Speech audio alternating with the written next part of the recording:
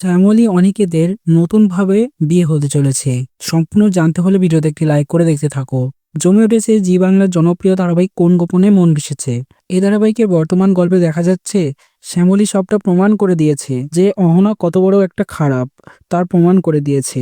অনিকেত তো সবটা জেনে সে শ্যামলীর কাছে ক্ষমা চাইছে, অনেকভাবে রিকোয়েস্ট করছে যে সবটা নতুনভাবে শুরু করা যায় কিনা, কিন্তু শ্যামলী তো নাজেহাল, সে রাজি নয়।